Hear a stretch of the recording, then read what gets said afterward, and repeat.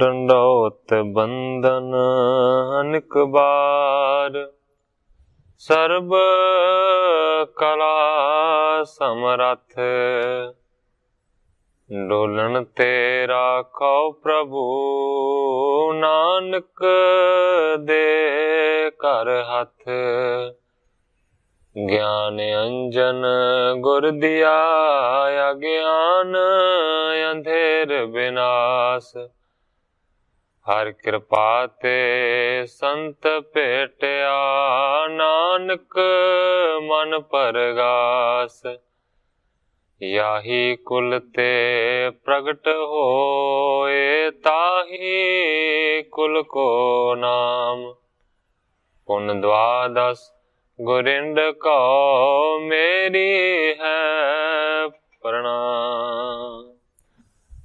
ਪਰਮ ਸਤਿਕਾਰਯੋਗ ਸਤਿਗੁਰੂ ਜੀ ਦੇ ਪਾਵਨ ਪਵਿੱਤਰ ਦਰਬਾਰ ਵਿੱਚ ਬੈਠੀ ਹੋਈ ਸਾਧ ਸੰਗਤ ਜੀਓ, ਆਪਣੀਆਂ ਮਨ ਬਿਰਤੀਆਂ ਨੂੰ ਇਕਾਗਰ ਕਰਨ ਦੇ ਲਈ, ਰਸਨਾ ਨੂੰ ਪਵਿੱਤਰ ਕਰਨ ਲਈ ਇੱਕ ਵਾਰੀ ਸਾਰੇ ਹੀ ਰਲ ਕੇ ਆਖੀਏ, ਧੰਨ ਸ੍ਰੀ ਸਤਿਗੁਰੂ ਜਗਜੀਤ ਸਿੰਘ ਸੱਚੇ ਪਾਤਸ਼ਾਹ।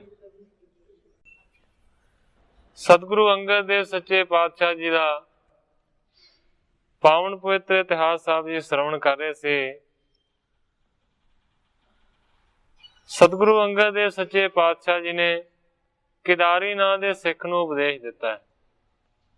ਅੱਜ ਇੱਕ ਨਵੀਂ ਅਗਲੀ ਸਾਖੀ ਦਾ ਪ੍ਰਾਰੰਭ ਕਰਦੇ ਨੇ ਗ੍ਰੰਥਾਕਾਰ ਭਾਈ ਸੰਤੋਖ ਸਿੰਘ ਜੀ। ਮੈਂ ਅੱਜ ਦੀ ਕਥਾ ਨੂੰ ਇੱਥੋਂ ਹੀ ਅੱਗੇ ਸ਼ੁਰੂ ਕਰਦਾ। ਦੀਪਾਇ ਪਰ ਨਾਰਾਇਣ ਦਾਸ, ਬੂਲੇ ਸਹਿਤ ਆਏ ਗੁਰ ਪਾਸ। ਕਵੀ ਜੀ ਲਿਖਦੇ ਨੇ ਦੀਪਾ, ਨਾਰਾਇਣ ਦਾਸ ਤੇ ਬੂਲਾ, ਇਹ ਤਿੰਨੇ ਹੀ ਸਤਿਗੁਰੂ ਸੱਚੇ ਪਾਤਸ਼ਾਹ ਜੀ ਦੇ ਕੋਲ ਪਹੁੰਚੇ। ਬੰਧਨ ਕਰ ਪਾਖੀ ਅਰਦਾਸ, ਜਨਮ ਮਰਨ ਦੁਖ ਦਿਓ ਬਿਨਾਸ਼। ਤਿੰਨਾਂ ਨੇ ਹੱਥ ਜੋੜ ਕੇ ਸਤਿਗੁਰੂ ਸੱਚੇ ਪਾਤਸ਼ਾਹ ਜੀ ਦੇ ਚਰਨਾਂ ਦੇ ਵਿੱਚ ਬੇਨਤੀ ਕੀਤੀ ਹੈ ਕਿ ਇਹ ਗਰੀਬ ਨਵਾਜ, ਸਾਡੇ ਜੰਮਣ ਤੇ ਮਰਨ ਦੇ ਦੁੱਖ ਨੂੰ ਤੁਸੀਂ ਦੂਰ ਕਰ ਦਿਓ। ਸ੍ਰੀ ਅੰਗਦ ਉਪਦੇਸ਼ ਬਤਾਇਓ, ਕਰੋ ਭਗਤੀ ਜੇ ਇਮ ਔਰ ਪਾਇਓ। ਸਤਿਗੁਰੂ ਅੰਗਦ ਦੇਵ ਸੱਚੇ ਪਾਤਸ਼ਾਹ ਜੀ ਨੇ ਬਚਨ ਕੀਤਾ, ਕਹਿੰਦੇ ਨੇ ਕਿ ਜੇ ਤੁਸੀਂ ਆਪਣੇ ਜਨਮ ਤੇ ਮਰਨ ਦੇ ਬੰਧਨ ਤੋਂ ਆਜ਼ਾਦ ਹੋਣਾ ਚਾਹੁੰਦੇ ਹੋ ਤੇ ਸਤਿਗੁਰੂ ਸੱਚੇ ਪਾਤਸ਼ਾਹ ਜੀ ਕਹਿੰਦੇ ਨੇ ਕਿ ਫਿਰ ਤੁਹਾਨੂੰ ਭਗਤੀ ਕਰਨੀ ਪਏਗੀ। ਕਹਿਣ ਲੱਗੇ ਹਮ ਭਗਤ ਨ ਜਾਣੈ, ਕਿਮ ਸਰੂਪ ਕੈਸੇ ਕਰ ਠਨੈ। ਤਿੰਨਾਂ ਨੇ ਅਰਜ਼ ਕੀਤੀ ਹੈ ਕਿ ਅਸੀਂ ਤੇ ਭਗਤੀ ਨੂੰ ਨਹੀਂ ਜਾਣਦੇ ਕਿ ਭਗਤੀ ਕੀ ਹੁੰਦੀ ਹੈ। ਕਹਿੰਦੇ ਨੇ ਕਿਸ ਤਰ੍ਹਾਂ ਦਾ ਭਗਤੀ ਦਾ ਸਰੂਪ ਹੁੰਦਾ ਹੈ, ਅਸੀਂ ਤੇ ਜਾਣਦੇ ਹੀ ਬਿਲਕੁਲ ਨਹੀਂ ਹਾਂ, ਇਸ ਕਰਕੇ ਭਗਤੀ ਕਿਵੇਂ ਕਰਾਂਗੇ। ਸ੍ਰੀ ਗੁਰ ਬਰਨਣ ਕੀਨ ਸਿਖਾਈ, ਬ੍ਰਹਮ ਸਵਲ ਮਾਇਆ ਜਗ ਜਾਈ। ਸਤਿਗੁਰੂ ਅੰਗਦ ਦੇਵ ਸੱਚੇ ਪਾਤਸ਼ਾਹ ਜੀ ਨੇ ਉਪਦੇਸ਼ ਦਿੱਤਾ, ਕਹਿੰਦੇ ਨੇ ਮੈਂ ਦੱਸਦਾ ਹਾਂ ਕਿ ਭਗਤੀ ਕੀ ਹੁੰਦੀ ਹੈ। ਸਤਿਗੁਰੂ ਸੱਚੇ ਪਾਤਸ਼ਾਹ ਜੀ ਕਹਿੰਦੇ ਨੇ ਬ੍ਰਹਮ ਸਵਲ ਮਾਇਆ ਜਗ ਜਾਈ, ਕਿ ਮਾਇਆ ਸਵਲ ਬ੍ਰਹਮ ਨੇ ਜਗ ਉਤਪਤ ਕੀਤਾ। ਹੁਕਮ ਪਰਮੇਸ਼ਰ ਕੋ ਤਿਨ ਪਾਇਓ, ਆਪਣੇ ਮੇ ਸਭ ਜਗ ਭਰ ਮਾਇਓ। ਗੁਰੂ ਜੀ ਕਹਿੰਦੇ ਨੇ ਕਿ ਪਰਮੇਸ਼ਰ ਦੇ ਹੁਕਮ ਦੇ ਨਾਲ ਜਿਹੜੀ ਮਾਇਆ ਹੈ ਉਹਨੇ ਸਾਰਿਆਂ ਦੀ ਸਿਰਜਣਾ ਕੀਤੀ ਹੈ, ਪਰ ਸਿਰਜਣਾ ਕਰਕੇ ਆਪਣੇ ਮੇ ਸਭ ਪਰਮਾਇਓ, ਆਪਣੇ ਆਪ ਦੇ ਵਿੱਚ ਸਾਰਿਆਂ ਨੂੰ ਉਸਨੇ ਪਰਵਾ ਲਿਆ। ਬਹੁਰ ਪ੍ਰਭੂ ਨੇ ਚਤਰ ਉਪਾਏ, ਜਿਨ ਤੇ ਮਿਲੇ ਮੋਹ ਕੋ ਆਏ। ਸਤਿਗੁਰੂ ਅੰਗਦ ਦੇਵ ਸੱਚੇ ਪਾਤਸ਼ਾਹ ਜੀ ਕਹਿੰਦੇ ਨੇ ਕਿ ਫੇਰ ਪ੍ਰਭੂ ਨੇ ਚਾਰਾਂ ਨੂੰ ਪੈਦਾ ਕੀਤਾ, ਚਾਰਾਂ ਨੂੰ ਬਣਾਇਆ ਕਿ ਜਿਨ੍ਹਾਂ ਦੀ ਪ੍ਰਾਪਤੀ ਦੇ ਨਾਲ ਜਿਹੜੇ ਲੋਕ ਨੇ ਨਾ ਉਹ ਮੇਰੇ ਤੱਕ ਪਹੁੰਚ ਸਕਣ। ਇੱਕ ਬੈਰਾਗ ਜੋਗ ਅਰ ਗਿਆਨ, ਚੌਥੀ ਉਪਜੀ ਭਗਤ ਮਹਾਨ। ਹੁਣ ਕਵੀ ਜੀ ਕਹਿੰਦੇ ਨੇ ਮਾਇਆ ਨੂੰ ਪਹਿਲਾਂ ਬਣਾਇਆ ਤੇ ਮਾਇਆ ਨੇ ਲੋਕਾਂ ਨੂੰ ਆਪਣੇ ਪਿੱਛੇ ਲਾ ਲਿਆ। ਇਸ ਕਰਕੇ ਪਰਮੇਸ਼ਰ ਨੇ ਸੋਚਿਆ ਕਿ ਲੋਕਾਂ ਦਾ ਕਿਵੇਂ ਪਾਰ ਉਤਾਰਾ ਹੋਵੇਗਾ, ਲੋਕ ਮੇਰੇ ਤੱਕ ਕਿਵੇਂ ਪਹੁੰਚਣਗੇ। ਫਿਰ ਗੁਰੂ ਜੀ ਕਹਿੰਦੇ ਨੇ ਕਿ ਚਾਰਾਂ ਨੂੰ ਪੈਦਾ ਕੀਤਾ, ਇੱਕ ਵੈਰਾਗ ਨੂੰ, ਦੂਸਰਾ ਜੋਗ ਨੂੰ, ਤੀਸਰਾ ਗਿਆਨ ਨੂੰ ਔਰ ਚੌਥੀ ਇਹ ਭਗਤੀ ਪੈਦਾ ਕੀਤੀ। ਗਿਆਨ ਵਿਰਾਗ ਜੋਗ ਸ਼ੁਭ ਤੀਨ, ਪੁਰਖ ਰੂਪ ਇਨ ਕੋ ਮਨ ਚੀਨ। ਕਹਿੰਦੇ ਨੇ ਗਿਆਨ, ਵਿਰਾਗ ਤੇ ਜੋਗ ਇਹ ਤਿੰਨੇ ਦੇ ਤਿੰਨੇ ਭਾਵੇਂ ਬਹੁਤ ਚੰਗੇ ਨੇ, ਪਰ ਕਹਿੰਦੇ ਨੇ ਪੁਰਖ ਰੂਪ ਇਨ ਕੋ ਮਨ ਚੀਨ, ਇਹਨਾਂ ਨੂੰ ਪੁਲਿੰਗ ਹੋਣ ਕਰਕੇ ਮਰਦ ਆਖਿਆ ਜਾ ਸਕਦਾ ਹੈ। ਸਾਰੇ ਦੇ ਸਾਰੇ ਨਰ ਨੇ। ਗਿਆਨ ਹੈ, ਵਿਰਾਗ ਹੈ ਔਰ ਜੋਗ ਹੈ, ਇਹ ਇਸਤਰੀ ਰੂਪ ਨਹੀਂ ਹੈ, ਇਹ ਮਨੁੱਖ ਰੂਪ ਹੈ। ਮਾਇਆ ਲੈਨ ਕੋ ਪਰਮਾਏ, ਬੜੇ ਯਤਨ ਤੇ ਉਭਰਿਓ ਜਾਏ। ਪਰ ਦੂਸਰੇ ਪਾਸੇ ਇਹਨਾਂ ਦੀ ਜਿਹੜੀ ਵਿਰੋਧੀ ਹੈ ਉਹ ਕਹਿੰਦੇ ਨੇ ਮਾਇਆ ਹੈ, ਔਰ ਜਿਹੜੀ ਮਾਇਆ ਹੈ ਉਹ ਇਸਤਰੀ ਰੂਪ ਹੈ, ਉਹ ਇਹਨਾਂ ਤਿੰਨਾਂ ਨੂੰ ਪਰਮਾ ਲੈਂਦੀ ਹੈ। ਕੋਈ ਵੱਡਾ ਯਤਨ ਕੀਤਾ ਜਾਵੇ ਤਾਂ ਹੀ ਮਾਇਆ ਤੋਂ ਬਚ ਸਕਦੇ ਨੇ। ਵੈਰਾਗ, ਜੋਗ ਤੇ ਗਿਆਨ ਭਾਵੇਂ ਤਿੰਨੇ ਬਚ ਨਹੀਂ ਸਕਦੇ। ਜੇ ਬਹੁਤੀ ਤਾਕਤ ਰੱਖਦੇ ਹੋਣ ਤਾਂ ਇਸ ਮਾਇਆ ਰੂਪੀ ਇਸਤਰੀ ਤੋਂ ਬਚ ਸਕਦੇ ਹਨ। ਭਗਤ ਇਹ ਪ੍ਰਤਿਵ੍ਰਤਾ ਨਾਰੀ, ਇਸ ਪਰ ਨਹੀਂ ਮਾਇਆ ਬਲ ਭਾਰੀ। ਪਰ ਕਹਿੰਦੇ ਨੇ ਚੌਥੀ ਜਿਹੜੀ ਚੀਜ਼ ਹੈ ਉਹ ਹੈ ਭਗਤੀ। ਤੇ ਭਗਤੀ ਮੰਨੋ ਕਿ ਇਸ ਤਰ੍ਹਾਂ ਦੀ ਹੈ ਜਿਵੇਂ ਕੋਈ ਪ੍ਰਤਿਵ੍ਰਤਾ ਔਰਤ ਹੋਵੇ। ਇਸ ਪਰ ਨਹੀਂ ਮਾਇਆ ਬਲ ਭਾਰੀ। ਤੇ ਕਹਿੰਦੇ ਨੇ ਇਸ ਭਗਤੀ ਰੂਪੀ ਪ੍ਰਤਿਵ੍ਰਤਾ ਇਸਤਰੀ ਦੇ ਉੱਤੇ ਜਿਹੜੀ ਮਾਇਆ ਹੈ ਨਾ ਉਹ ਬਲ ਵਾਲੀ ਨਹੀਂ ਹੋ ਸਕਦੀ, ਭਾਵ ਇਹਦੇ ਉੱਤੇ ਉਹਦਾ ਜ਼ੋਰ ਨਹੀਂ ਚੱਲਦਾ। ਇਸਤਰੀ ਕੋ ਇਸਤਰੀ ਨਾ ਪਰਮਾਵੇ, ਧਰੇ ਭਗਤ ਤਿਸ ਪ੍ਰਭੂ ਮਿਲਾਵੇ। ਹੁਣ ਸਤਿਗੁਰੂ ਅੰਗਦ ਦੇਵ ਸੱਚੇ ਪਾਤਸ਼ਾਹ ਜੀ ਕਹਿੰਦੇ ਨੇ ਕਿ ਔਰਤ ਦੇ ਉੱਤੇ ਲੁਭਾਇਮਾਨ ਹੁੰਦਾ ਹੈ ਪੁਰਸ਼, ਜਾਂ ਪੁਰਸ਼ ਦੇ ਉੱਤੇ ਲੁਭਾਇਮਾਨ ਹੁੰਦੀ ਹੈ ਇਸਤਰੀ। ਇਸ ਕਰਕੇ ਦੋਵਾਂ ਦਾ ਇੱਕ ਦੂਜੇ ਦੇ ਖਿਲਾਫ ਹੋਣਾ ਜ਼ਰੂਰੀ ਹੈ।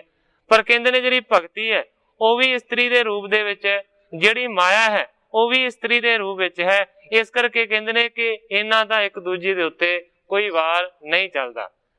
ਇਸ ਕਰਕੇ ਜਿਹੜੀ ਮਾਇਆ ਹੈ ਨਾ ਉਹ ਇਸਤਰੀ ਰੂਪ ਭਗਤੀ ਨੂੰ ਪਰਮਾ ਨਹੀਂ ਸਕਦੀ। ਤੇ ਜਿਹੜਾ ਫਿਰ ਭਗਤੀ ਕਰਦਾ ਹੈ ਨਾ, ਭਗਤੀ ਉਸ ਨੂੰ ਪ੍ਰਭੂ ਦੇ ਨਾਲ ਮਿਲਾ ਦਿੰਦੀ।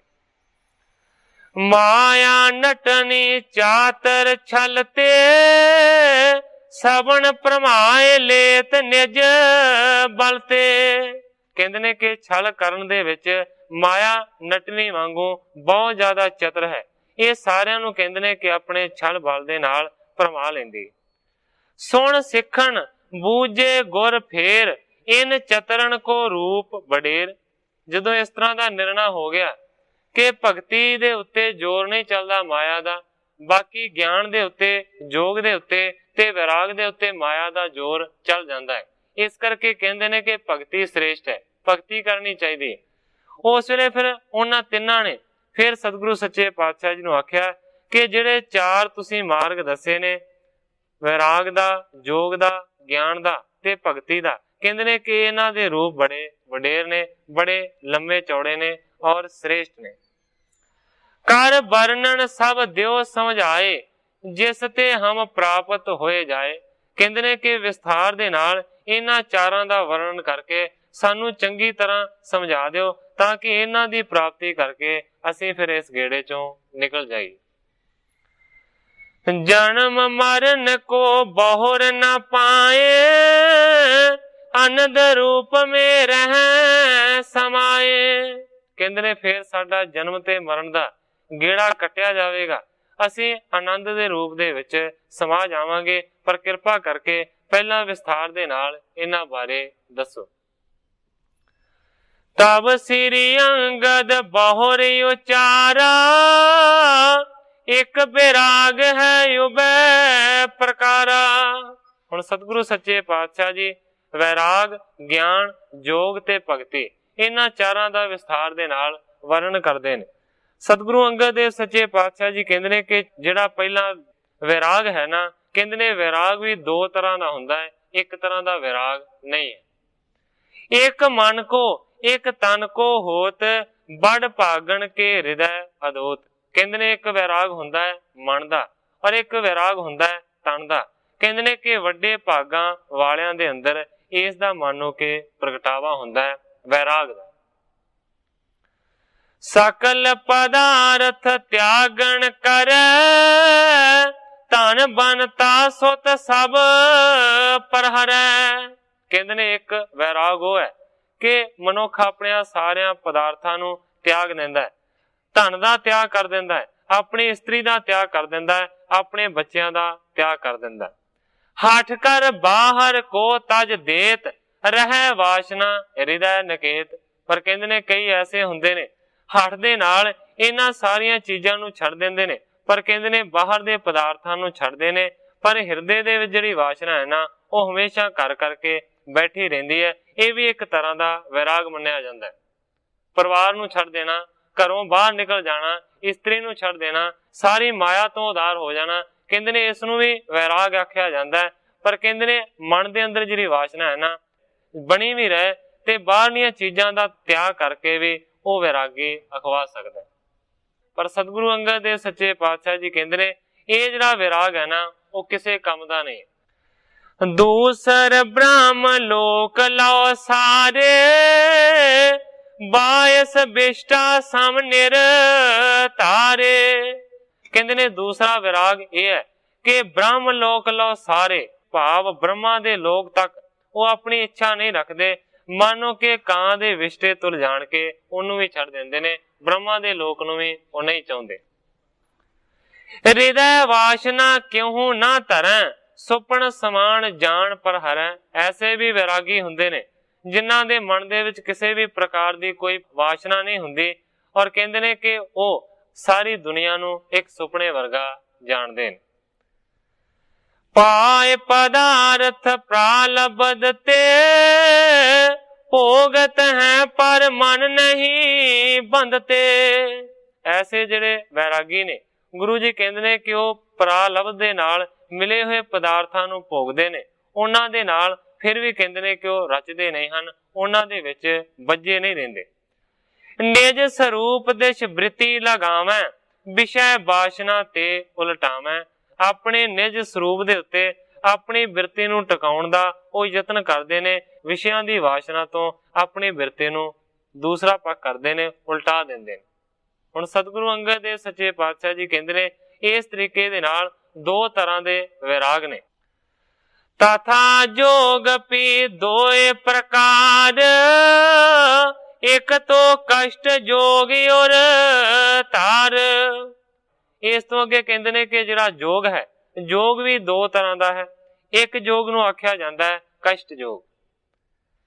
ਯਮ ਨੇਮ ਆਦ ਅਸ਼ਟ ਹੈ ਅੰਗ ਸਕਲ ਕਹੇ ਬਹੁਵਦੇ ਪ੍ਰਸੰਗ।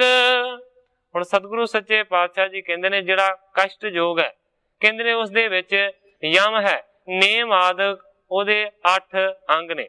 ਕਹਿੰਦੇ ਨੇ ਕਿ ਜੇ ਮੈਂ ਸਾਰਿਆਂ ਦਾ ਵਰਣਨ ਕਰਾਂਗਾ ਤੇ ਪ੍ਰਸੰਗ ਬਹੁਤ ਜ਼ਿਆਦਾ ਵੱਧ ਜਾਏਗਾ, ਕਿਉਂਕਿ ਸ੍ਰੀ ਗੁਰੂ ਨਾਨਕ ਪ੍ਰਕਾਸ਼ ਦੇ ਵਿੱਚ ਸਾਰਾ ਪਿੱਛੇ ਇਹ ਆ ਚੁੱਕਾ ਹੈ ਕਿ ਕਸ਼ਟ ਯੋਗ ਦੇ ਵਿੱਚ ਕਿਸ ਤਰ੍ਹਾਂ ਦੇ 8 ਨਿਯਮ ਹੁੰਦੇ ਨੇ। ਕਵੀ ਜੀ ਉਸ ਦਾ ਪਹਿਲਾਂ ਬਿਆਨ ਕਰ ਚੁੱਕੇ ਨੇ। ਹੁਣ ਸਤਿਗੁਰੂ ਅੰਗਦ ਦੇ ਸੱਚੇ ਪਾਤਸ਼ਾਹ ਜੀ ਕਹਿੰਦੇ ਨੇ ਕਿ ਕਸ਼ਟ ਯੋਗ ਦੇ ਜਿਹੜੇ ਅੱਗੋਂ 8 ਅੰਗ ਹੁੰਦੇ ਨੇ, ਜੇ ਮੈਂ ਉਹਨਾਂ ਦਾ ਵਰਣਨ ਕਰਾਂਗਾ ਤੇ ਕਥਾ ਬਹੁਤ ਜ਼ਿਆਦਾ ਲੰਮੀ ਹੋ ਜਾਏਗੀ। ਦੂਸਰ ਰੂਪ ਸੁਣੋ ਤਿਸ ਭੇਤ ਰੋਕ ਵਾਸ਼ਨਾ ਤੇ ਮਨ ਲੇਤ। ਹੁਣ ਜੋਗ ਦਾ ਜਿਹੜਾ ਦੂਸਰਾ ਰੂਪ ਹੈ, ਕਹਿੰਦੇ ਨੇ ਉਸ ਦੇ ਭੇਦ ਨੂੰ ਦੱਸਦਾ ਹਾਂ। ਰੋਕ ਵਾਸ਼ਨਾ ਤੇ ਮਨ ਲੇਤ, ਉਹਨੂੰ ਧਾਰਨ ਕਰਨ ਦੇ ਨਾਲ ਮਨ ਦੀਆਂ ਵਾਸ਼ਨਾਵਾਂ ਨੂੰ ਰੋਕਿਆ ਜਾ ਸਕਦਾ ਹੈ। ਸਤਿਗੁਰ ਸ਼ਬਦ ਸਦੀਵ ਵਿਚਾਰੈ ਜੀਵ ਬ੍ਰਹਮ ਇੱਕ ਦਾ ਨਿਰਧਾਰੈ। ਕਹਿੰਦੇ ਨੇ ਕਿ ਸਤਿਗੁਰ ਦੇ ਸ਼ਬਦ ਨੂੰ ਸਦੀਵ ਹੀ ਵਿਚਾਰਨਾ ਚਾਹੀਦਾ ਹੈ। ਜੀਵ ਤੇ ਬ੍ਰਹਮ ਦੇ ਵਿੱਚ ਫਿਰ ਇਕਤਾ ਹੋ ਜਾਂਦੀ। ਆਤਮ ਬਿਖੈ ਜੁਟੀ ਬ੍ਰਿਤ ਰਹਿ श्रेष्ठ परम जोग ਇਹ ਕਹੈ। ਆਤਮਾ ਦੇ ਵਿੱਚ ਜਿਹੜੇ ਮਨੁੱਖ ਦੀ ਬਿਰਤੀ ਜੁੜੀ ਰਹਿੰਦੀ ਹੈ, ਕਹਿੰਦੇ ਨੇ ਕਿ ਉਸ ਨੂੰ ਸ੍ਰੇਸ਼ਟ ਕਿਹਾ ਜਾਂਦਾ ਹੈ। ਔਰ ਪਰਮ ਜੋਗ ਇਹ ਕਹੈ, ਇਹਦਾ ਨਾਂ ਹੈ ਪਰਮ ਜੋਗ। ਪਹਿਲਾਂ ਗੱਲ ਕੀਤੀ ਹੈ ਕਸ਼ਟ ਜੋਗ ਦੀ, ਹੁਣ ਗੱਲ ਕਰਦੇ ਨੇ ਪਰਮ ਜੋਗ ਦੀ। ਹੁਣ ਗੁਰੂ ਜੀ ਕਹਿੰਦੇ ਨੇ ਇਸ ਤਰੀਕੇ ਦੇ ਨਾਲ ਜੋਗ ਵੀ ਦੋ ਪ੍ਰਕਾਰ ਦੇ ਹੁੰਦੇ ਨੇ, ਇੱਕ ਕਸ਼ਟ ਜੋਗ ਹੁੰਦਾ ਹੈ ਔਰ ਇੱਕ ਪਰਮ ਜੋਗ ਹੁੰਦਾ ਹੈ। ਪਰਮ ਜੋਗ ਕਸ਼ਟ ਜੋਗ ਤੋਂ ਵਧੇਰੇ ਚੰਗਾ ਹੈ। वास्तव निज स्वरूप को जाने, इसको ज्ञानी ज्ञान बखाने। ਗਿਆਨ ਦੇ ਬਾਰੇ ਗੱਲ ਕਰਦੇ ਨੇ। ਵਾਸਤਵ ਨਿਜ ਸਰੂਪ ਜੋ ਜਾਣੈ, ਜੋ ਵਾਸਤਵਿਕ ਰੂਪ ਦੇ ਵਿੱਚ, ਯਥਾਰਥ ਰੂਪ ਦੇ ਵਿੱਚ ਆਪਣੇ ਰੂਪ ਨੂੰ ਜਾਣਦਾ, ਇਸ ਕੋ ਗਿਆਨੀ ਗਿਆਨ ਬਖਾਨਾ। ਉਸ ਨੂੰ ਜਿਹੜੇ ਗਿਆਨੀ ਪੁਰਸ਼ ਨੇ ਨਾ, ਉਹ ਗਿਆਨ ਕਹਿੰਦੇ ਨੇ ਕਿ ਗਿਆਨ ਉਸ ਮਨੁੱਖ ਨੂੰ ਹੈ ਜਿਹੜਾ ਆਪਣੇ ਨਿਜ ਸਰੂਪ ਨੂੰ ਜਾਣਦਾ। ਚੌਥੀ ਭਗਤ ਰੂਪ ਸੁਣ ਲੈ ਹੋ, ਕਲੀ ਕਾਲੇ ਮੁਖ ਲਖੇ ਹੋ। ਕਹਿੰਦੇ ਨੇ ਕਿ ਚੌਥੇ ਨੰਬਰ ਤੇ ਹੈ ਭਗਤੀ। ਕਹਿੰਦੇ ਨੇ ਕਿ ਭਗਤੀ ਦਾ ਰੂਪ ਤੁਸੀਂ ਸੁਣ ਲਓ। ਕਲਯੁਗ ਦੇ ਵਿੱਚ ਜਿਹੜੀ ਭਗਤੀ ਹੈ ਨਾ, ਉਹ ਸਾਰਿਆਂ ਤੋਂ ਸ੍ਰੇਸ਼ਟ ਹੈ ਔਰ ਸਾਰਿਆਂ ਤੋਂ ਮੁੱਖ ਹੈ। ਵਾਹਿਗੁਰੂ ਕੀ ਜੈ ਨਿਜ ਸੁਆਮੀ, ਸਕਲ ਸ਼ਕਤ ਯੁਤ ਅੰਤਰ ਜਾਮੀ। ਹੁਣ ਸਤਿਗੁਰੂ ਅੰਗਦ ਦੇਵ ਸੱਚੇ ਪਾਤਸ਼ਾਹ ਜੀ ਕਹਿੰਦੇ ਨੇ ਕਿ ਜਿਹੜਾ ਵਾਹਿਗੁਰੂ ਹੈ, ਜਿਹੜਾ ਪਰਮੇਸ਼ਰ ਹੈ, ਉਸ ਨੂੰ ਆਪਣਾ ਮਾਲਕ ਸੁਆਮੀ ਬਣਾਓ, ਜਿਹੜਾ ਪ੍ਰਭੂ ਮੰਨੋ ਕਿ ਸਾਰੀਆਂ ਹੀ ਸ਼ਕਤੀਆਂ ਦਾ ਮਾਲਕ ਹੈ ਔਰ ਉਹ ਅੰਤਰਜਾਮੀ। ਆਪ ਬਨੈ ਦਾਰਾ ਪ੍ਰਭ ਕੇਰੀ, ਪਤੀ ਬ੍ਰਤਾ ਕੀ ਰੀਤ ਬਡੇਰੀ। ਆਪਣੇ ਆਪ ਨੂੰ ਮਨੁੱਖ ਉਸ ਪ੍ਰਭੂ ਪਤੀ ਦੀ ਦਾਰਾ ਸਮਝੇ, ਇਸਤਰੀ ਸਮਝੇ। ਪਤੀ ਬ੍ਰਤਾ ਕੀ ਰੀਤ ਬਡੇਰੀ, ਇਹੀ ਪਤੀ ਬ੍ਰਤਾ ਇਸਤਰੀ ਦੀ ਜਿਹੜੀ ਰੀਤ ਹੈ ਨਾ, ਉਹ ਚੰਗੀ ਹੈ। ਕਿ ਪਤੀ ਬ੍ਰਤਾ ਜਿਹੜੀ ਇਸਤਰੀ ਹੈ ਨਾ, ਉਹ ਆਪਣੇ ਪਤੀ ਨੂੰ ਸਾਰਿਆਂ ਤੋਂ ਸ੍ਰੇਸ਼ਟ ਸਮਝਦੀ ਹੈ। ਇਸੇ ਤਰ੍ਹਾਂ ਤੁਸੀਂ ਆਪਣੇ ਪਤੀ ਪਰਮੇਸ਼ਰ ਨੂੰ ਸਾਰਿਆਂ ਤੋਂ ਪ੍ਰਮੁੱਖ ਤੇ ਸਰਵ ਸ੍ਰੇਸ਼ਟ ਜਾਣੋ। ਤਨ ਮਨ ਧਨ ਸਭ ਅਰਪੈ ਪਤ ਕੋ, ਪਿਆਰੋ ਪਰਮ ਪ੍ਰੇਮ ਕਰ ਚਿਤ ਕੋ। ਆਪਣਾ ਤਨ, ਆਪਣਾ ਮਨ, ਆਪਣਾ ਧਨ, ਇਹ ਤਿੰਨੇ ਹੀ ਚੀਜ਼ਾਂ ਆਪਣੇ ਪਤੀ ਨੂੰ ਅਰਪਣ ਕਰਨੀਆਂ ਚਾਹੀਦੀਆਂ ਨੇ। ਪਿਆਰੋ ਪਰਮ ਪ੍ਰੇਮ ਕਰ ਚਿਤ ਕੋ, ਔਰ ਪਰਮ ਪਿਆਰੇ ਪਤੀ ਨੂੰ ਕਹਿੰਦੇ ਨੇ ਕਿ ਪ੍ਰੇਮ ਕਰਨਾ ਚਾਹੀਦਾ। ਪਤੀ ਰਜਾਏ ਮੈਂ ਰਾਜੀ ਰਹਿ, ਵਿਛੜੇ ਨਿਤ ਮਿਲਬੇ ਕੋ ਚਹੈ। ਹੁਣ ਸਤਿਗੁਰੂ ਸੱਚੇ ਪਾਤਸ਼ਾਹ ਜੀ ਜੀਵ ਨੂੰ ਇਸਤਰੀ ਭਾਵ ਦੱਸ ਰਹੇ ਨੇ ਤੇ ਜੋ ਪਰਮੇਸ਼ਰ ਹੈ ਉਸ ਨੂੰ ਪਤੀ ਭਾਵ ਬਿਆਨ ਕਰਦੇ ਨੇ। ਨਾਲ ਨਾਲ ਔਰਤ ਦਾ ਪ੍ਰਮਾਣ ਦਿੰਦੇ ਨੇ, ਪਰ ਕਹਿਣ ਤੋਂ ਭਾਵ ਹੈ ਸਿਰਫ ਜੀਵ ਮਨੁੱਖ ਨੂੰ। ਕਹਿੰਦੇ ਨੇ ਕਿ ਜਿਸ ਤਰ੍ਹਾਂ ਪਤੀਵਰਤਾ ਜਿਹੜੀ ਇਸਤਰੀ ਹੈ ਉਹ ਆਪਣੀ ਪਤੀ ਦੇ ਰਜ਼ਾ ਦੇ ਵਿੱਚ ਰਾਜੀ ਰਹਿੰਦੀ ਹੈ, ਇਸੇ ਤਰੀਕੇ ਦੇ ਨਾਲ ਜੋ ਜੀਵ ਰੂਪੀ ਮਨੁੱਖ ਹੈ ਉਸ ਨੂੰ ਵੀ ਆਪਣੇ ਪਤੀ ਰੂਪੀ ਪਰਮੇਸ਼ਰ ਦੀ ਆਗਿਆ ਦੇ ਵਿੱਚ ਰਾਜੀ ਰਹਿਣਾ ਚਾਹੀਦਾ। ਵਿਛੜੇ ਨਿਤ ਮਿਲਬੇ ਕੋ ਚਹੈ, ਜੇ ਕਦੇ ਪਤੀਵਰਤਾ ਔਰਤ ਆਪਣੇ ਪਤੀ ਤੋਂ ਵਿਛੜ ਜਾਂਦੀ ਹੈ ਤੇ ਫਿਰ ਕਹਿੰਦੇ ਨੇ ਕਿ ਨਿਤ ਉਹਦੇ ਮਨ ਦੇ ਵਿੱਚ ਇਹ ਚਾਹ ਹੁੰਦੀ ਹੈ ਕਿ ਕਦੋਂ ਮੇਰਾ ਪਤੀ ਮੈਨੂੰ ਮਿਲੇ। ਇਸੇ ਤਰ੍ਹਾਂ ਦੀ ਮਨੁੱਖ ਨੂੰ ਚਾਹ ਹੋਣੀ ਚਾਹੀਦੀ ਹੈ ਕਿ ਮੇਰਾ ਪਤੀ ਪਰਮੇਸ਼ਰ ਮੈਨੂੰ ਕਦੋਂ ਮਿਲੇ। ਜਾਵਤ ਮਿਲੇ ਨ ਰਚੈ ਉਪਾਈ, ਇਹ ਸੁਖਦ ਪਤ ਬਿਨ ਦੁਖ ਦਾਈ। ਜਿੰਨਾ ਚਿਰ ਇਸਤਰੀ ਨੂੰ ਉਹਦਾ ਪਤੀ ਨਹੀਂ ਮਿਲ ਜਾਂਦਾ, ਉਹਨਾਂ ਚਿਰ ਤੱਕ ਉਹ ਯਤਨ ਕਰਦੀ ਰਹਿੰਦੀ ਹੈ, ਉਪਾਅ ਕਰਦੀ ਰਹਿੰਦੀ ਹੈ ਕਿ ਮੇਰਾ ਪਤੀ ਦੇ ਨਾਲ ਕਿਸ ਤਰ੍ਹਾਂ ਮਿਲਾਪ ਹੋਵੇ। ਇਸੇ ਤਰ੍ਹਾਂ ਸਤਿਗੁਰੂ ਅੰਗਦ ਦੇਵ ਸੱਚੇ ਪਾਤਸ਼ਾਹ ਜੀ ਕਹਿੰਦੇ ਨੇ ਕਿ ਮਨੁੱਖ ਜੀਵ ਰੂਪੀ ਇਸਤਰੀ ਨੂੰ ਚਾਹੀਦਾ ਹੈ ਕਿ ਹਮੇਸ਼ਾ ਉਹ ਯਤਨ ਕਰਦਾ ਰਹੇ ਕਿ ਕਿਸ ਤਰ੍ਹਾਂ ਪਤੀ ਪਰਮੇਸ਼ਰ ਨੂੰ ਮਿਲਣਾ। ਕਹਿੰਦੇ ਨੇ ਇਹ ਸੁਖਦ ਪਤੀ ਬਿਨ ਦੁਖਦਾਈ। ਸੁਹਾਗਣ ਜਿਹੜੀ ਔਰਤ ਹੈ ਉਹ ਤਾਂ ਸੁਖੀ ਹੁੰਦੀ ਹੈ ਜੇਕਰ ਉਹਦਾ ਪਤੀ ਉਹਨੂੰ ਮਿਲਿਆ ਰਹੇ, ਤੇ ਕਹਿੰਦੇ ਨੇ ਜੇ ਪਤੀ ਨਹੀਂ ਮਿਲਦਾ ਤੇ ਫਿਰ ਉਹ ਦੁਖਦਾਈ ਹੁੰਦੀ ਹੈ। ਇਸੇ ਤਰੀਕੇ ਦੇ ਨਾਲ ਮਨੁੱਖ ਜਿਹੜਾ ਜੀਵ ਰੂਪੀ ਹੈ ਉਹ ਵੀ ਇਸਤਰੀ ਦੀ ਤਰ੍ਹਾਂ ਹੈ, ਉਹਨੂੰ ਤਾਂ ਸੁਖ ਹੁੰਦਾ ਹੈ ਜੇ ਪਰਮੇਸ਼ਰ ਪਤੀ ਨੂੰ ਮਿਲਿਆ ਰਹੇ। ਜੇ ਕਿਤੇ ਨਹੀਂ ਮਿਲਦਾ ਤੇ ਉਹਦੇ ਵਾਸਤੇ ਦੁਖਦਾਈ ਸਮਾਂ। ਦੀਰਘ ਸਵਾਸ ਪਰੀ ਮੁਖ ਪੀਰੀ, ਅਸ਼ਰ ਬਹਿ ਤਰੇ ਨਹੀਂ ਧੀਰੀ। ਜੇ ਪਤੀ ਦਾ ਮਿਲਾਪ ਨਹੀਂ ਹੁੰਦਾ ਤੇ ਲੰਮੇ ਸਾਹ ਲੈਂਦੀ ਹੈ, ਉਹਦਾ ਜਿਹੜਾ ਮੁਖ ਹੈ ਉਹ ਵੀ ਪੀਲਾ ਹੋ ਜਾਂਦਾ ਹੈ, ਅਥਰੂ ਜਿਹੜੇ ਨੇ ਉਹ ਅੱਖਾਂ ਦੇ ਵਿੱਚੋਂ ਵਹਿੰਦੇ ਰਹਿੰਦੇ ਨੇ। ਧੀਰੀ ਨੂੰ ਔਰਤ ਉਹ ਧਾਰਨ ਨਹੀਂ ਕਰ ਸਕਦੀ। ਜੋ ਤਿਸ ਪਤੀ ਕੀ ਬਾਤ ਸੁਣਾਵੈ, ਸੇਵਾ ਕਰੇ ਪ੍ਰੇਮ ਕੋ ਲਾਵੈ। ਪਰ ਜਿਹੜਾ ਉਸਦੇ ਪਤੀ ਦੀ ਕੋਈ ਉਹਨੂੰ ਗੱਲ ਸੁਣਾਉਂਦਾ ਹੈ, ਫਿਰ ਕਹਿੰਦੇ ਨੇ ਉਹਦੀ ਸੇਵਾ ਕਰਦੀ ਹੈ ਪ੍ਰੇਮ ਦੇ ਨਾਲ। ਮੇਰੇ ਹਰ ਪ੍ਰੀਤਮ ਕੀ ਕੋਈ ਬਾਤ ਸੁਣਾਵੈ, ਸੋ ਭਾਈ ਸੋ ਮੇਰਾ ਵੀਰ। ਗੁਰਬਾਣੀ ਦਾ ਮਹਾਵਾਕ ਹੈ ਕਿ ਮੇਰੇ ਉਸ ਪਤੀ ਦੀ ਕੋਈ ਗੱਲ ਸੁਣਾਵੇ, ਉਹ ਮੇਰਾ ਭਰਾ ਹੈ, ਉਹ ਮੇਰਾ ਮਿੱਤਰ ਹੈ, ਉਹ ਮੇਰਾ ਪਿਆਰਾ ਪ੍ਰਿਯ ਹੈ। ਹੁਣ ਸਤਿਗੁਰੂ ਅੰਗਦ ਦੇਵ ਸੱਚੇ ਪਾਤਸ਼ਾਹ ਜੀ ਕਹਿੰਦੇ ਨੇ ਇਸੇ ਤਰ੍ਹਾਂ ਜਿਹੜੀ ਪਤੀਵਰਤਾ ਇਸਤਰੀ ਹੈ ਨਾ, ਉਹਨੂੰ ਵੀ ਜਿਹੜਾ ਉਹਦੇ ਪਤੀ ਦੀ ਗੱਲ ਦੱਸਦਾ ਹੈ ਨਾ, ਉਹਦੀ ਸੇਵਾ ਕਰਦੀ ਹੈ ਬੜੇ ਪ੍ਰੇਮ ਨੂੰ ਧਾਰਨ ਕਰਕੇ। ਪਤ ਪਰਮੇਸ਼ਰ ਪ੍ਰੇਮ ਪਛਾਨ, ਮਿਲੇ ਪ੍ਰਿਆ ਸੋ ਰਲਿਆ ਠਨ। ਇਸੇ ਤਰੀਕੇ ਦੇ ਨਾਲ ਜੇਕਰ ਕੋਈ ਮਨੁੱਖ ਆਪਣੇ ਆਪ ਨੂੰ ਜੀਵ ਇਸਤਰੀ ਦੇ ਰੂਪ ਦੇ ਵਿੱਚ ਧਾਰਨ ਕਰਕੇ ਆਪਣੇ ਪਤੀ ਪਰਮੇਸ਼ਰ ਨੂੰ ਯਾਦ ਕਰਦਾ ਹੈ, ਉਹਦੇ ਨਾਲ ਪ੍ਰੇਮ ਕਰਦਾ ਹੈ, ਤੇ ਫਿਰ ਜਿਹੜਾ ਪਤੀ ਪਰਮੇਸ਼ਰ ਹੈ ਨਾ, ਉਹਦੇ ਪ੍ਰੇਮ ਨੂੰ ਪਛਾਣ ਲੈਂਦਾ ਹੈ। ਮਿਲੇ ਪ੍ਰਿਆ ਸੋ ਰਲਿਆ ਠਨ, ਫਿਰ ਪਿਆਰਾ ਪ੍ਰਭੂ ਪ੍ਰੀਤਮ ਉਹ ਉਸ ਨੂੰ ਆਣ ਕੇ ਮਿਲ ਜਾਂਦਾ ਹੈ ਤੇ ਫਿਰ ਖੁਸ਼ੀਆਂ ਹੁੰਦੀਆਂ ਹਨ। ਤਿੰਨ ਕੇ ਬਸ ਹੋਏ ਫਿਰੇ ਪਛਾਰੀ, ਇਮ ਹਰ ਭਗਤ ਲਿਹੋ ਔਰ ਤਾਰੀ। ਫਿਰ ਕਹਿੰਦੇ ਨੇ ਕਿ ਜੀਵ ਇਸਤਰੀ ਦੇ ਹੱਕ ਦੇ ਵਿੱਚ ਇੰਨਾ ਜ਼ਿਆਦਾ ਪ੍ਰਭੂ ਪ੍ਰੀਤਮ ਹੋ ਜਾਂਦਾ ਹੈ ਕਿ ਆਪਣੇ ਜੀਵ ਰੂਪੀ ਇਸਤਰੀ ਦੇ ਪਤੀ ਪਰਮੇਸ਼ਰ ਪਿੱਛੇ ਪਿੱਛੇ ਲੱਗਾ ਫਿਰਦਾ ਹੈ। ਇਮ ਹਰੀ ਭਗਤ ਲਿਹੋ ਔਰ ਤਾਰੀ। ਇਸ ਤਰੀਕੇ ਦੇ ਨਾਲ ਹਰੀ ਦੀ ਭਗਤੀ ਨੂੰ ਆਪਣੇ ਮਨ ਦੇ ਵਿੱਚ ਧਾਰਨ ਕਰਨਾ ਚਾਹੀਦਾ ਹੈ, ਕਿਉਂਕਿ ਕਬੀਰ ਜੀ ਨੇ ਲਿਖਿਆ ਹੈ, ਕਬੀਰ ਮਨ ਨਿਰਮਲ ਭਇਆ, ਜੈਸੇ ਗੰਗਾ ਨੀਰ, ਪਾਛੇ ਲਾਗਾ ਹਰ ਫਿਰੈ, ਕਹਿਤ ਕਬੀਰ ਕਬੀਰ। ਇਸ ਤਰ੍ਹਾਂ ਪਿੱਛੇ ਮੇਰੇ ਲੱਗਾ ਫਿਰਦਾ ਹੈ ਪਰਮੇਸ਼ਰ, ਮੈਨੂੰ ਆਵਾਜ਼ਾਂ ਮਾਰਦਾ ਹੈ, ਕਬੀਰ ਰੁਕ ਜਾ, ਮੇਰੀ ਗੱਲ ਸੁਣ ਲੈ। ਇਸ ਜਗ੍ਹਾ ਦੇ ਉੱਤੇ ਕਵੀ ਜੀ ਵੀ ਇਸ ਦਾ ਜ਼ਿਕਰ ਕਰਦੇ ਨੇ, ਤਿੰਨ ਕੇ ਬਸ ਹੋਏ ਫਿਰੇ ਪਿਛਾਰੀ। ਉਹਨਾਂ ਭਗਤਾਂ ਦੇ ਵਸ ਦੇ ਵਿੱਚ ਹੋ ਜਾਂਦਾ ਹੈ ਤੇ ਫਿਰ ਉਹਨਾਂ ਦੇ ਪਿੱਛੇ ਲੱਗਾ ਫਿਰਦਾ। ਸੁਣ ਸਤ ਗੁਰ ਕੇ ਬਾਕ ਸੁਹਾਏ, तीनों भगत पाए सुख पाए।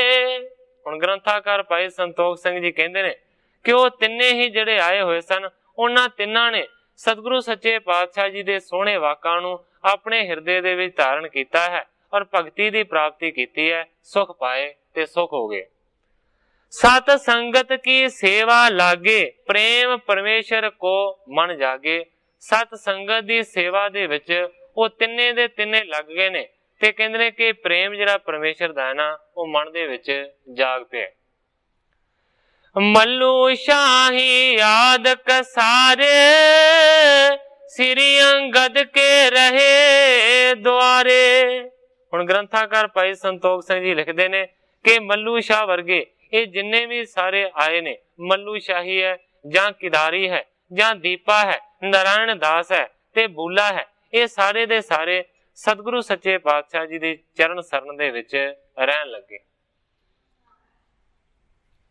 ਸ੍ਰੀ ਗੋਰੇ ਅਮਰਦਾਸ ਟਿਗ ਰਹਿ, ਕਰ ਸਿੱਖੀ ਕੋ ਸ਼ੁਭ ਗਤ ਲਹੈ। ਕਹਿੰਦੇ ਨੇ ਕਿ ਸਤਿਗੁਰੂ ਅੰਗਦ ਦੇਵ ਸੱਚੇ ਪਾਤਸ਼ਾਹ ਜੀ ਦੇ ਚਰਨਾਂ ਦੇ ਵਿੱਚ ਵੀ ਇਹ ਰਹੇ ਤੇ ਇਸ ਤੋਂ ਅੱਗੇ ਜਿਹੜੇ ਸਤਿਗੁਰੂ ਅਮਰਦਾਸ ਸੱਚੇ ਪਾਤਸ਼ਾਹ ਜੀ ਹੋਏ ਨੇ, ਉਹਨਾਂ ਦੇ ਚਰਨਾਂ ਦੇ ਵਿੱਚ ਵੀ ਇਹਨਾਂ ਨੇ ਬਹੁਤੀ ਸੇਵਾ ਕੀਤੀ ਔਰ ਗਤੀ ਲਹਿ ਮੋਕਸ਼ ਦੀ ਪ੍ਰਾਪਤੀ ਕੀਤੀ। ਇਨ ਸੋ ਮਿਲੇ ਅਪਰ ਸਿੱਖ ਹੋਏ, ਸਤਿਗੁਰ ਜਸ ਕੋ ਹਿਰਦੈ ਪਰੋਏ। ਕਵੀ ਜੀ ਕਹਿੰਦੇ ਨੇ ਇੱਥੇ ਹੀ ਬਸ ਨਹੀਂ ਹੈ, ਇਹਨਾਂ ਨੂੰ ਜਿਹੜੇ ਅੱਗੋਂ ਹੋਰ ਸਿੱਖ ਮਿਲੇ ਨੇ, ਇਹਨਾਂ ਨੇ ਉਹਨਾਂ ਦਾ ਵੀ ਪਾਰ ਉਤਾਰਾ ਕੀਤਾ, ਉਹਨਾਂ ਨੇ ਵੀ ਸਤਿਗੁਰੂ ਦੇ ਜਸ ਨੂੰ ਹਿਰਦੇ ਦੇ ਵਿੱਚ ਪਰੋ ਕੇ ਰੱਖੇ। ਵੱਡੇ ਭਾਗ ਜਿਨ ਕੇ ਜਗ ਜਾਗੇ, ਗੁਰ ਮਿਲ ਪ੍ਰਭੂ ਪ੍ਰੇਮ ਮੈਂ ਲਾਗੇ। ਕਹਿੰਦੇ ਨੇ ਕਿ ਵੱਡੇ ਭਾਗ ਜਿਸ ਮਨੁੱਖ ਦੇ ਜਾਗਰਤ ਹੁੰਦੇ ਨੇ, ਉਸ ਨੂੰ ਗੁਰੂ ਦਾ ਮਿਲਾਪ ਹੁੰਦਾ ਹੈ ਤੇ ਪ੍ਰਭੂ ਦੇ ਪ੍ਰੇਮ ਦੇ ਵਿੱਚ ਉਹ ਤਾਂ ਰੰਗਿਆ ਜਾਂਦਾ ਹੈ। ਇਸ ਜਗ੍ਹਾ ਦੇ ਉੱਤੇ ਗ੍ਰੰਥਾਕਾਰ ਜੀ ਆਪਣੇ ਇਸ ਅਧਿਆਇ ਦੀ ਸਮਾਪਤੀ ਕਰਕੇ ਅਗਲੇ ਨਵੇਂ ਅਧਿਆਇ ਦਾ ਪ੍ਰਾਰੰਭ ਕਰਦੇ ਨੇ ਇੱਕ ਦੋਹਰੇ ਦੇ ਨਾਲ। ਏਕ ਬੇਰ ਸ੍ਰੀ ਗੁਰੂ ਗਏ, ਗ੍ਰਾਮ ਹਰੀ ਕੇ ਥਾਨ, प्रथम बास तह कुछ कियो, पहुंचे मेली जान। ग्रंथाकार भाई संतोख सिंह जी लिखते ने कि एक बारी सतगुरु अंगद देव सच्चे पातशाह जी हरी के नां दे पिंड दे विच पहुंचे ने। नांगे दी जिहड़ी सरां है मुक्तसर, इस दे कोल ये हरी के नां दा पिंड है।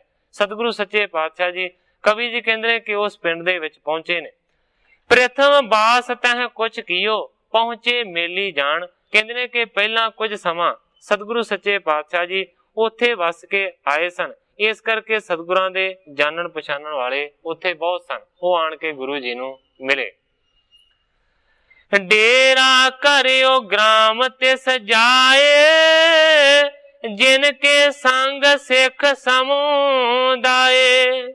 सतगुरु अंगद देव सच्चे पातशाह जी ने उस पिंड दे विच जाके डेरा लाया, ਜਿਹੜੇ सतगुरां दे नाल उन्हां दे सिख सेवक बहुते ने। सुन सुन महिमा नर बिसमाए, श्री नानक गादी इन पाए। लोकां नूं जदों पता लगा कि सतगुरु अंगद देव सच्चे पातशाह जी पहुंचे हुए ने, वो सारे बहुत ज्यादा हैरान होए ने कि जिहड़ा इत्थे पहला वसदा गया लहणा है वो अंगद बन गया है, और उसने सतगुरु नानक देव सच्चे पातशाह जी दी गुरियाई नूं पाया। मेली होते मिले सब आए, कर बंधन बैठे समुदाय। कवि जी कहते ने मेली सन, जानन पछाणन वाले सन, इस करके सारे दे सारे गुरु जी दे कोल पहुंचे ने और नमस्कारा कर करके बह गए। होते हरि के तह सरदारा, तिन पी सुन कर सुजस उदारा। कवि जी कहते ने कि उस पिंड दे विच बड़े वड्डे सरदार रहिंदे सन, ते कहंदे ने उन्हां सरदारां ने भी सतगुरु सच्चे पातशाह जी दे जस नूं सुनिया होया सी। करामात साहिब गुर पाए, पूरब बस्त होते जो गए। उन्हां सरदारां नूं भी पता लगा कि गुरु करामातां वाले प्रगट होए ने, पूरब बस्त होते जो गए। जिहड़े कि पहला इत्थे वसदे सन ते इत्थों वस के चले गए सन, वो गुरु बने ने और करामातां दे विच भरपूर ने। ये जस उन्हां ने सुनिया सी। मिलन हेत सो पी चल आयो, सोदे हित मानव प्रथम पठायो। कवि जी कहंदे ने कि उन्हां सरदारां दे विचों एक वड्डा सरदार सतगुरु सच्चे पातशाह जी नूं मिलन दे वास्ते आया, पर उसनूं अपनी सरदारी दा बहुत वड्डा हंकार सी।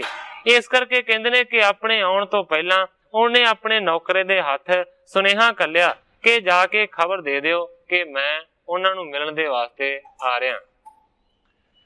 श्री अंगद तिन की गत जानी, अदक पदार्थ ते बड़ मानी। सरदार दा नौकर आया है, आन के उन्हें खबर दी है कि सरदार साहब आ रहे ने मेरे पिछे, मैं तुहानू खबर देने दे वास्ते पहुंचे हाँ। ग्रंथाकार भाई संतोख सिंह जी लिखते ने कि सतगुरु अंगद देव सच्चे पातशाह जी ने उस सरदार दे मनोदशा नू जान लिया। अधिक पदार्थ ते बड़ माने कहण तो पावे है कि बहुत ज्यादा वड्डा पदार्थां दा मालक होण करके ओहदे मन दे विच हंकार है। या ते एक पंगूरा ल्यावो, तिस बैठन के हेत डसावो। सतगुरु सच्चे पातशाह जी ने अपने सिख नूं हुक्म कीता कि सरदार आ रहा है, कहंदे ने उसदे बैठन दे वास्ते एक पंगूड़ा लियांदा जावे, जिन्नू आपां मूड़ा भी कह सकते हैं, जिन्नू पीड़ा भी कह सकते हैं। कहंदे ने कि मूड़ा लिया के इत्थे डाह दिता जावे, जदों सरदार आवेगा ना ते उहनूं इहदे उत्ते बिठावांगे। दास आन तत्काल बिछावा, इतने में चल कर सोयावा। कहंदे ने कि दास ने हुक्म नूं मन्निया, काली दे नाल मूड़े नूं जां पीड़े नूं लिया के उसने डाह दिता है, ओहदे उत्ते सोहना कपड़ा विछा दिता है। केतक संग लोक तह आए, सबके देखत सीस निवाए। इन्ने चिर नूं सरदार पहुंच गया। सरदार दे नाल भी ओहदे सेवक बहुत ज्यादा ने। सारियां सरदार दे नाल दियां सेवकां ने सतगुरु अंगद देव सच्चे पातशाह जी नूं सिर निवाया ते सारे दे सारे धरती दे उत्ते बह गए। तिन मैं मानी जो सरदार, नहीं पंगूरे देश पग धार। पर कहते ने वो जरा सरदार सी जिहदे मन दे विच अपनी सरदारी दा वड्डा हंकार सी, कहते ने उस दे बैठण दे वास्ते वो पंगूड़ा रखिया होया सी, पीड़ा जां मूड़ा रखिया होया सी, पर कहते ने वो उस दे उत्ते ना बैठे।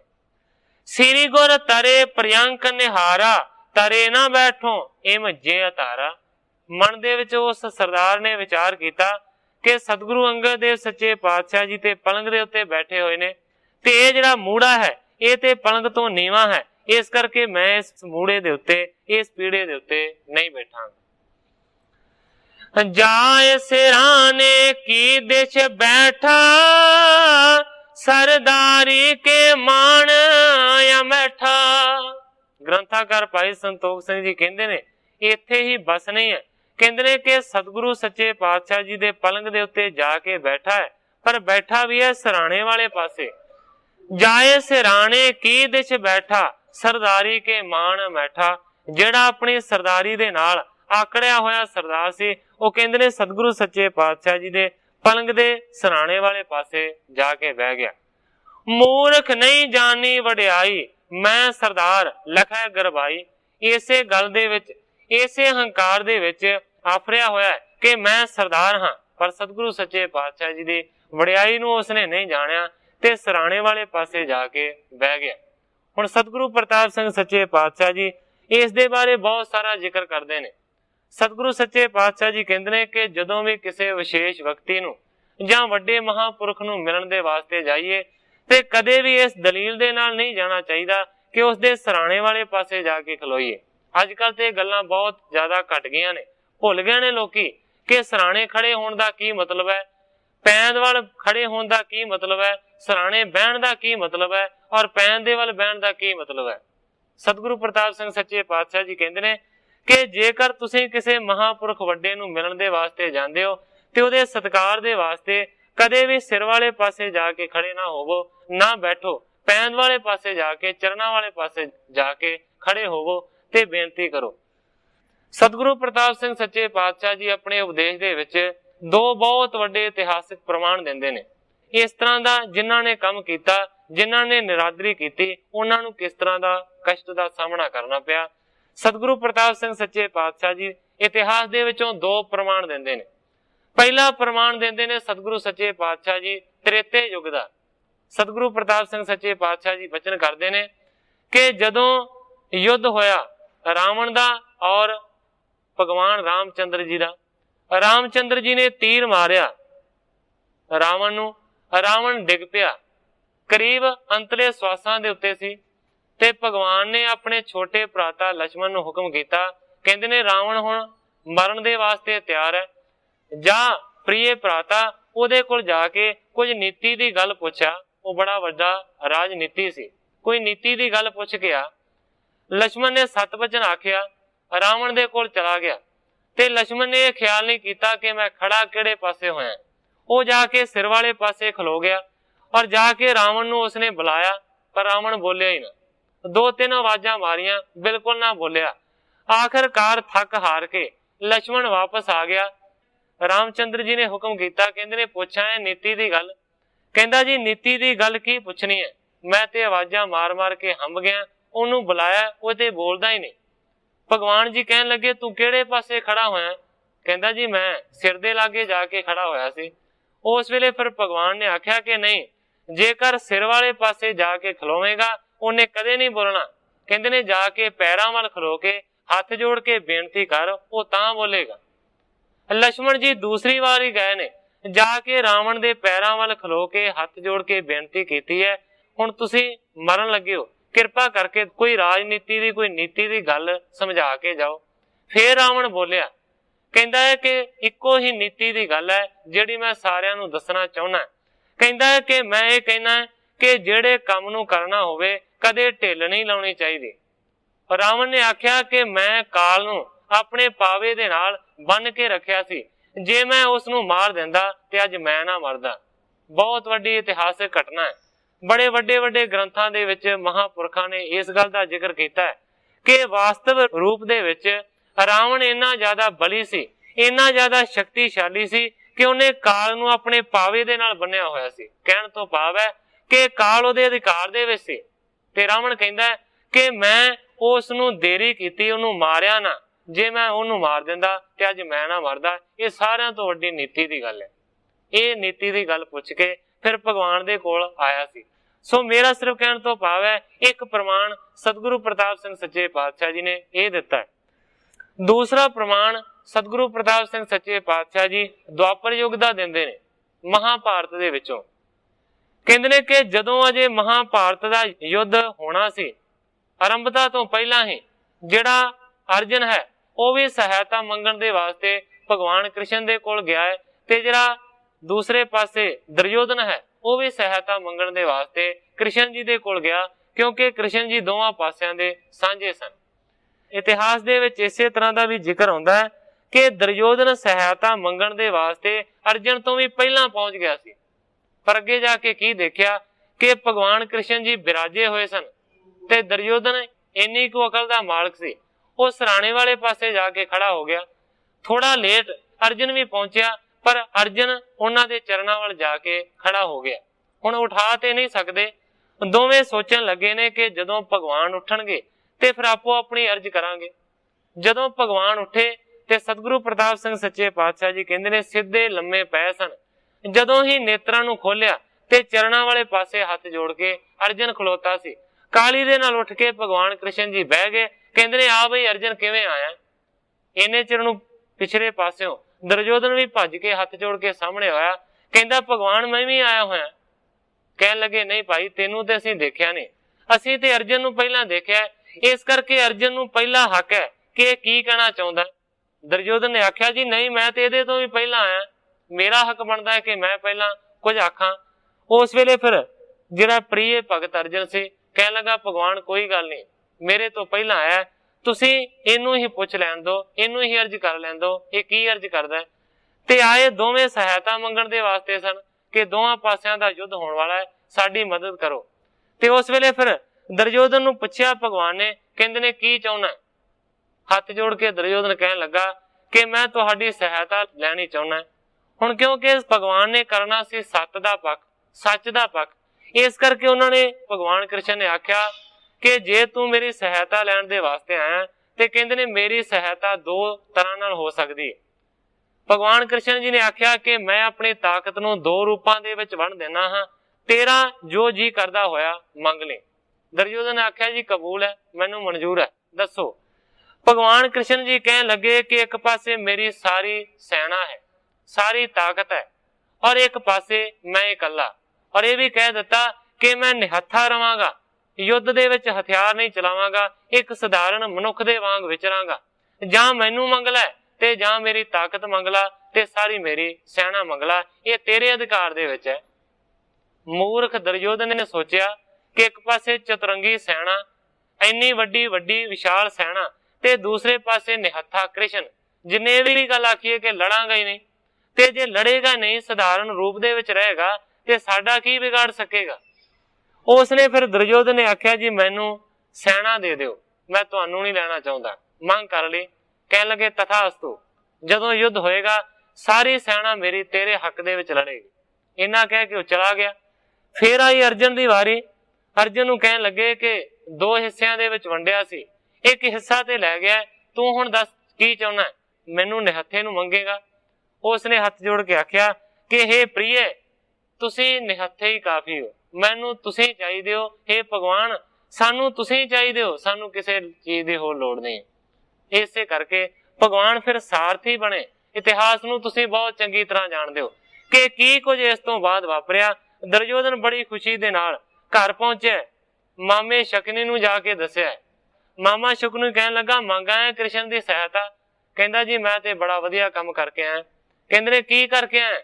ਕਹਿੰਦਾ ਉਸਨੇ ਆਖਿਆ ਇੱਕ ਪਾਸੇ ਮੈਂ ਨਿਹੱਥਾ ਕੱਲਾ ਕ੍ਰਿਸ਼ਨ ਤੇ ਦੂਸਰੇ ਪਾਸੇ ਮੇਰੀ ਸਾਰੀ ਸੈਨਾ।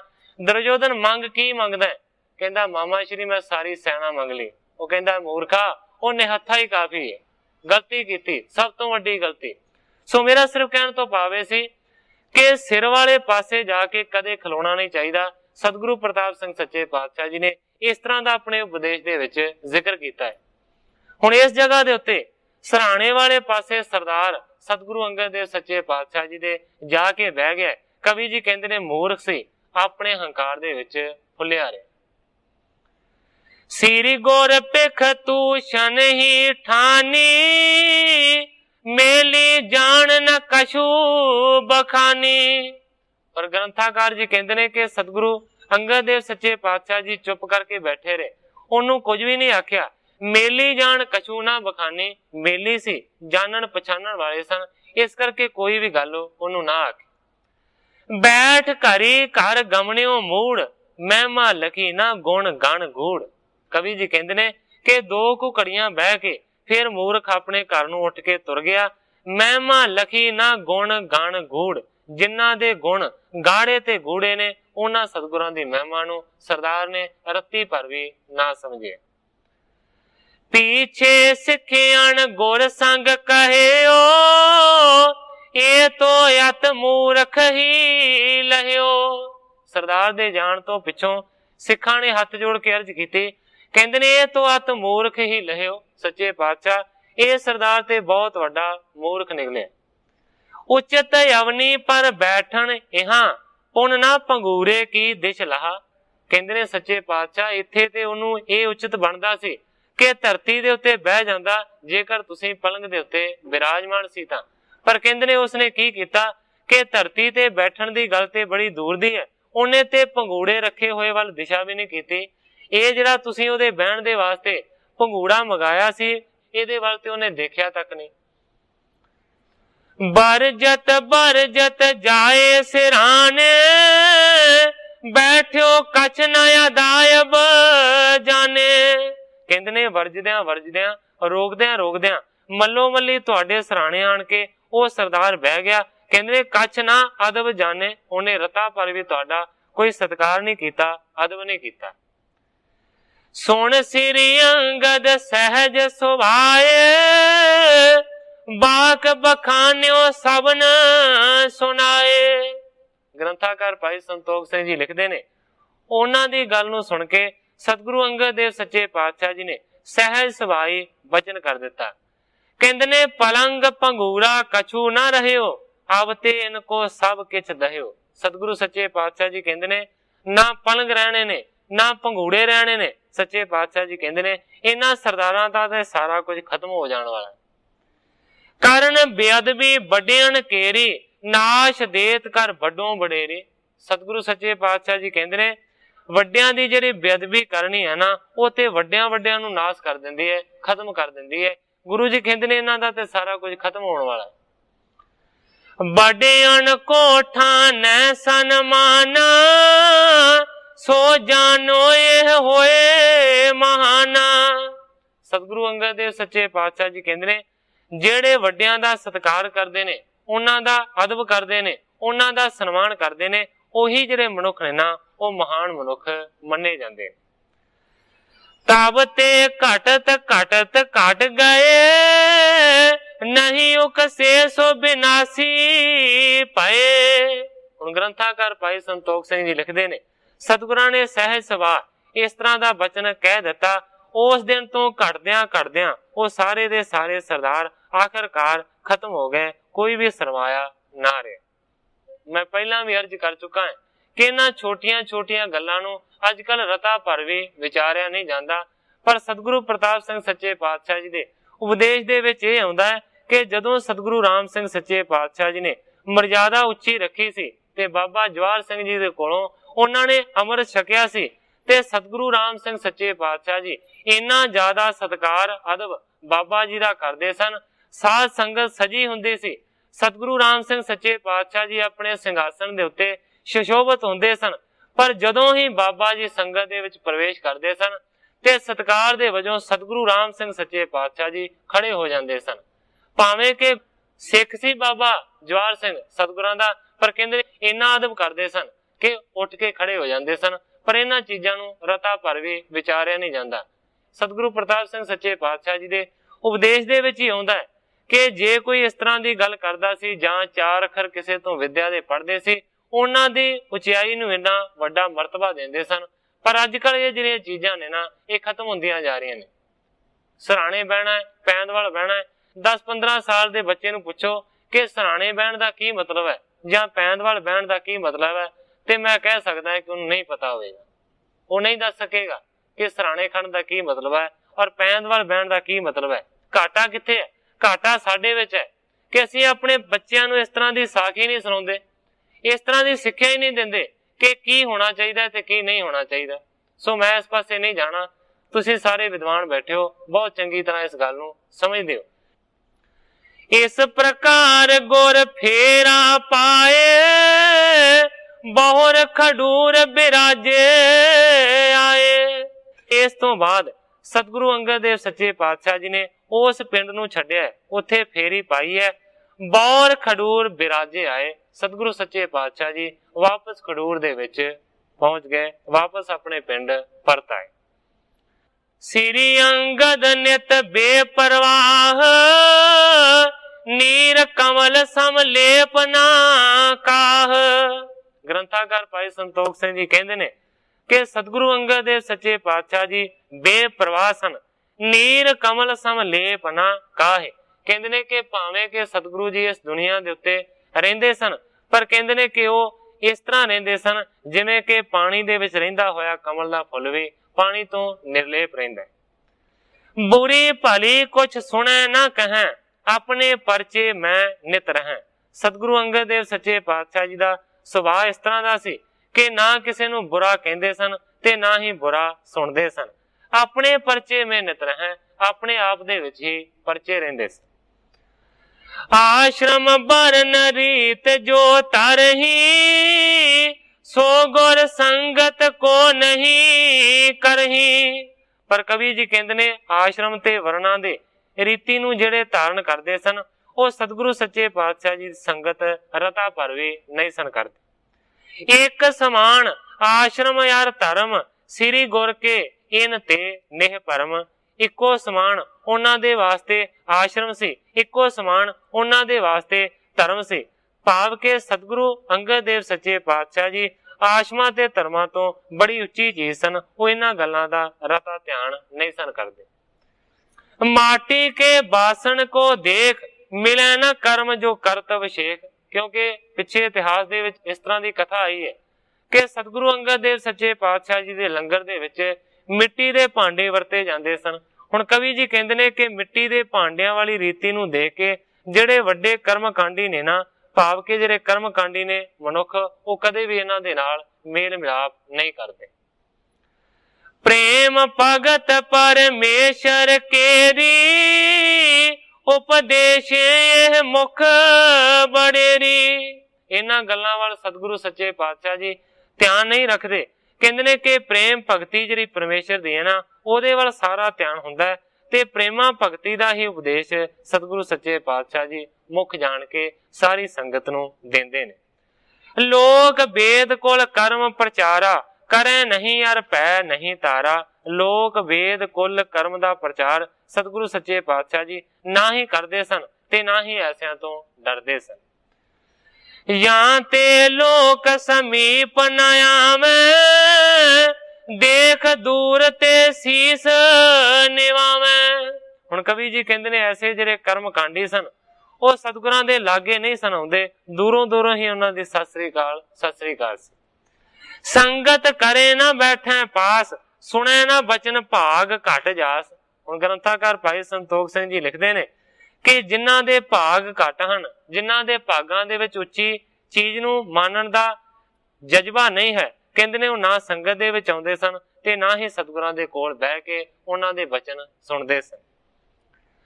ਸ੍ਰੀ ਨਾਨਕ ਕੀ ਸੰਗਤ ਜੇਈ, ਦੂਰ ਦੂਰ ਤੇ ਆਵੇ ਤੇਈ। ਪਰ ਸਤਿਗੁਰੂ ਨਾਨਕ ਦੇਵ ਸੱਚੇ ਪਾਤਸ਼ਾਹ ਜੀ ਦੀ ਜਿਹੜੀ ਸਾਜੀ ਹੋਈ ਸੰਗਤ ਸੀ, ਉਹ ਕਹਿੰਦੇ ਨੇ ਦੂਰਾਂ ਦੂਰਾਂ ਤੋਂ ਸਤਿਗੁਰੂ ਅੰਗਦ ਦੇਵ ਸੱਚੇ ਪਾਤਸ਼ਾਹ ਜੀ ਦੇ ਕੋਲ ਪਹੁੰਚਦੇ ਸੀ। ਦਰਸ਼ਨ ਪਰਸੈ ਬਾਂਛਤ ਪਾਵੇਂ, ਬਹੁਰ ਆਪਣੇ ਸਦਨ ਸਧਾਵੇਂ। ਸਤਿਗੁਰੂ ਨਾਨਕ ਦੇਵ ਸੱਚੇ ਪਾਤਸ਼ਾਹ ਜੀ ਦੀ ਬਣਾਈ ਹੋਈ ਸੰਗਤ ਦੂਰਾਂ ਦੂਰਾਂ ਤੋਂ ਆਣ ਕੇ ਸਤਿਗੁਰੂ ਅੰਗਦ ਦੇਵ ਸੱਚੇ ਪਾਤਸ਼ਾਹ ਜੀ ਦਾ ਦਰਸ਼ਨ ਕਰਦੀ ਹੈ, ਮਨ ਦੀਆਂ ਭਾਵਨਾ ਨੂੰ ਪੂਰੀਆਂ ਕਰਦੇ ਨੇ। ਬਹੁਰ ਆਪਣੇ ਸਦਨ ਸਦਾਵੇਂ, ਤੇ ਦਰਸ਼ਨ ਕਰਕੇ ਆਪਣੇ ਘਰਾਂ ਨੂੰ ਵਾਪਸ ਮੁੜ ਜਾਂਦੇ ਨੇ। ਹੁਤੋ ਚੌਧਰੀ ਤਿਸੈ ਗਿਰਾਉ ਭਾਉ ਭਗਤੀ ਕੋ ਲਖੈ ਨਾ ਨਾਉ। ਹੁਣ ਗ੍ਰੰਥਾਕਾਰ ਭਾਈ ਸੰਤੋਖ ਸਿੰਘ ਜੀ ਕਹਿੰਦੇ ਨੇ ਕਿ ਉਸੇ ਹੀ ਪਿੰਡ ਖਡੂਰ ਦੇ ਵਿੱਚ ਇੱਕ ਬਹੁਤ ਵੱਡਾ ਚੌਧਰੀ ਰਹਿੰਦਾ ਸੀ, ਪਰ ਕਹਿੰਦੇ ਨੇ ਭਾਉ ਭਗਤ ਕੋ ਲਖੈ ਨਾ ਨਾਉ। ਪਰ ਉਹ ਚੌਧਰੀ ਇਸ ਤਰ੍ਹਾਂ ਦਾ ਸੀ ਕਿ ਨਾ ਪ੍ਰੇਮ ਨੂੰ ਜਾਣਦਾ ਸੀ ਤੇ ਨਾ ਭਗਤੀ ਨੂੰ ਪਛਾਣਦਾ ਸੀ। ਨਿਤਾ ਪ੍ਰਤੀ ਬਹੁਰੋ ਮਦ ਪਾਨੀ ਸਭ ਕੋ ਬਕੈ ਖੋਟ ਵੱਡ ਬਾਨੀ। ਉਹ ਚੌਧਰੀ ਨਿਤ ਦਾ ਸ਼ਰਾਬੀ ਸੀ, ਰੋਜ਼ ਪ੍ਰਤੀ ਦਿਨ ਕਹਿੰਦੇ ਨੇ ਬਹੁਤ ਜ਼ਿਆਦਾ ਉਹ ਸ਼ਰਾਬ ਪੀਂਦਾ ਸੀ ਤੇ ਸ਼ਰਾਬ ਪੀ ਕੇ ਸਭ ਕੋ ਬਕੈ ਖੋਟ ਵੱਡ ਬਾਨੀ। ਤੁਸੀਂ ਸਾਰੇ ਜਾਣਦੇ ਹੋ ਕਿ ਸ਼ਰਾਬੀ ਫਿਰ ਕੀ ਕਰਦਾ ਹੈ, ਕਹਿੰਦੇ ਨੇ ਕਿ ਸਾਰਿਆਂ ਨੂੰ ਗਾਲਾਂ ਕੱਢਦਾ ਸੀ, ਬੜਾ ਭੈੜਾ ਬੋਲਦਾ ਸੀ। ਮਿਰਗੀ ਰੋਗ ਹੋ ਤੋ ਤਿਸ ਭਾਰੀ ਵਿਆਕੁਲ ਕਰ ਉਠੇ ਜਿਸ ਬਾਰੀ। ਹੁਣ ਗ੍ਰੰਥਾਕਾਰ ਭਾਈ ਸੰਤੋਖ ਸਿੰਘ ਜੀ ਲਿਖਦੇ ਨੇ ਕਿ ਉਸ ਚੌਧਰੀ ਨੂੰ ਇੱਕ ਬਹੁਤ ਵੱਡਾ ਰੋਗ ਸੀ। ਕਹਿਣ ਤੋਂ ਭਾਵ ਹੈ ਕਿ ਉਹਨੂੰ ਮਿਰਗੀ ਦਾ ਦੌਰਾ ਪੈਂਦਾ ਸੀ। ਜਦੋਂ ਮਿਰਗੀ ਦਾ ਦੌਰਾ ਚੌਧਰੀ ਨੂੰ ਪੈਂਦਾ ਸੀ ਤੇ ਬਹੁਤ ਜ਼ਿਆਦਾ ਉਹ ਵਿਰਲਾਪ ਕਰਦਾ ਸੀ, ਬਹੁਤ ਜ਼ਿਆਦਾ ਦੁਖੀ ਹੁੰਦਾ ਸੀ। ਏਕ ਦਿਵਸ ਤਿਸ ਕੇ ਮਨ ਆਈ ਸੁਣ ਪਿਖ ਸ੍ਰੀ ਅੰਗਦ ਵਡਿਆਈ। ਹੁਣ ਸਤਿਗੁਰੂ ਅੰਗਦ ਦੇਵ ਸੱਚੇ ਪਾਤਸ਼ਾਹ ਜੀ ਖਡੂਰ ਦੇ ਵਿੱਚ ਰਹਿੰਦੇ ਨੇ।